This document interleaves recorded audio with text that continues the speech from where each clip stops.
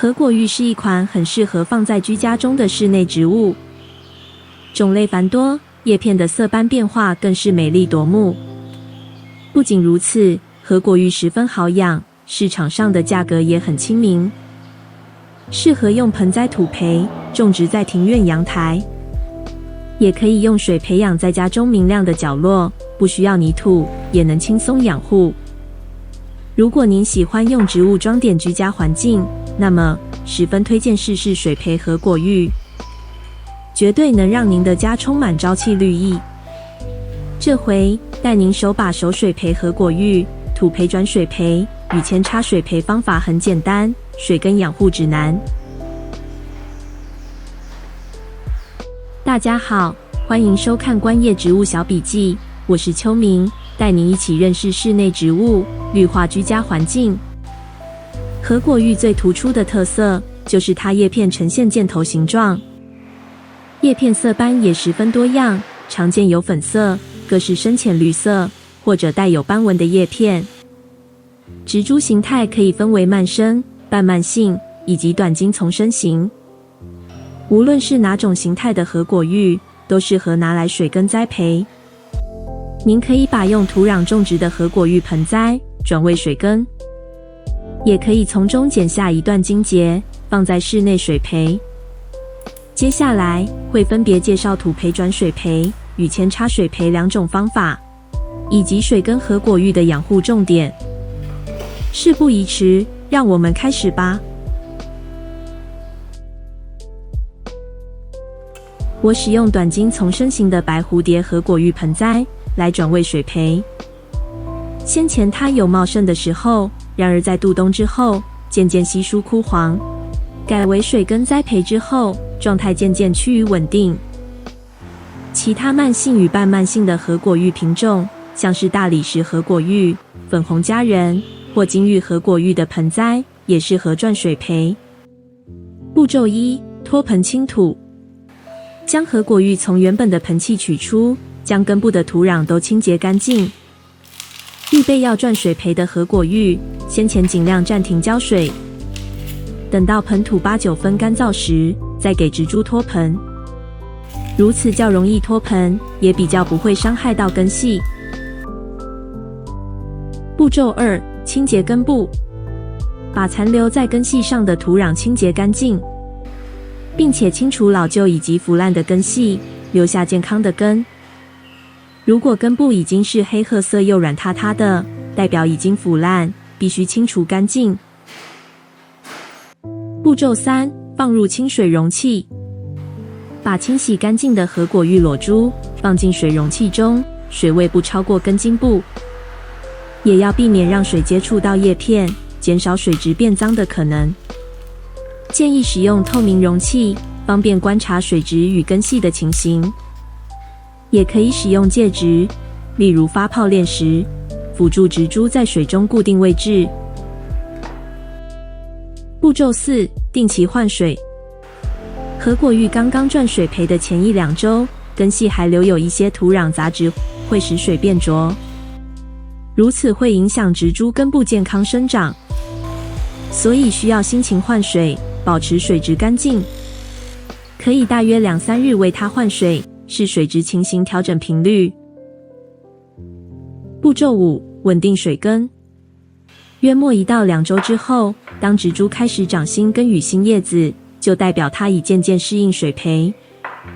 您可以选择将它继续放在原本容器继续水耕，或是另外选一个自己喜欢的水耕容器，如此就完成了。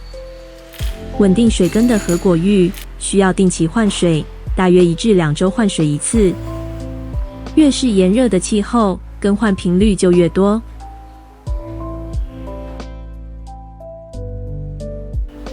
水培扦插的方法较适合蔓生型与半蔓生型的合果芋品种，由于它们茎节较长，容易剪取扦插。而短茎丛生型品种则是建议等待植株成长到较大型的时候，再进行水培扦插。步骤1：剪取茎节。合果芋每一个气根节点处都会生长出一片叶子，气根与气根之间就算是一段茎节。您可以从节与节之间切下一段茎节，顶端的茎节较容易生长，可以仅留有一个气根与一片叶子，而中间段的茎节则会生长较缓慢，建议每段都至少留有2-3个气根与叶片。步骤2：等待切口干燥。剪下之后，此时不要立刻进水，这样容易造成切口感染。先将它放在阴凉通风处，等待至少30分钟，让切口干燥。和果玉茎节的切口如果出现白色液体，是正常现象。步骤3：水培扦插。预备合适干净的水容器，让和果玉茎节进入清水中。水位不需太满，只要有气根进到水即可，避免叶片被浸在水中，影响水质。大约1到2周的时间，根系与叶片就会渐渐生长出来。等待和果玉新的根系生长完全，就可以将它移栽到水根盆栽，或是继续用原本的容器水根。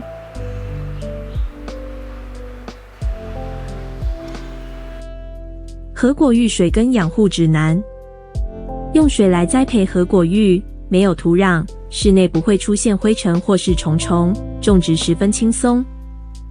和果玉水根养护十分简单，只要做好这些事情，它就可以长得很美很健康。定期换水对于任何水根植物都十分重要。清洁新鲜的水可以确保植株不受病菌侵袭，也能成长得健康。一般来说，夏季大约每周换水1次，冬季则是2周换1次水。换水时，顺便清洗容器与植株，修剪老化或腐烂的根系，看看茎节是否在水中发黑或腐烂。及时清理，剪除植株枯黄或腐烂的部位。倘若水质变浊，必须立即换上新的清水。水未触及和果玉的根系部位即可。和果玉长期用清水养，可能会造成营养不良，植株会越来越虚弱或停止生长。因此，定期给予它营养肥料就十分重要。你可以挑选室内植物水根用的营养液，依照说明书上的指示，定期施用，维持生长所需养分，帮助植株更健康，持续的生长，维持活力。和果玉喜欢间接光，或是有明亮散射光的地方，像是窗边和煦的阳光，或是室内可以阅读的亮度，都适合它。避免直射阳光，否则容易改变水温或水质，造成病菌滋生。如果长期把和果玉放在阴暗处，可能会导致徒长，就需要将它移到比较亮的地方。倘若和果玉歪着头朝光源处生长，那有可能是光源不均匀所造成。您可以定期转动盆栽，调整它生长的方向。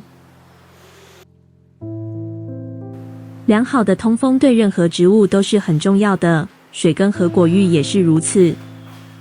保持室内环境空气的流通，可以避免霉菌滋生，让植株保持活力，防止缺氧而腐烂。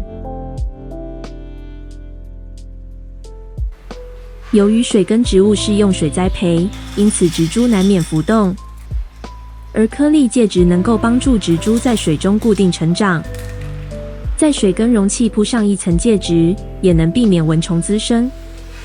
一般轻颗粒介质都适合。不定时观察和果玉的茎节与叶片是否健康，尤其在气候转换的时节，都需要留意植株是否有黄叶。当发现和果玉叶片有干枯或焦黄，应立即进行修剪，以免影响到整个植株。和果玉是室内植物中适应力强又很好养的一款。水根的和果玉生长缓慢，也比较小型，不会占据太多空间，适合小型的居家，可以减少养护的时间，减轻忙碌生活压力。这回的水根和果玉与养护方法就介绍到这里。希望看完这些能让您更了解植物，喜欢植物，成为绿手指。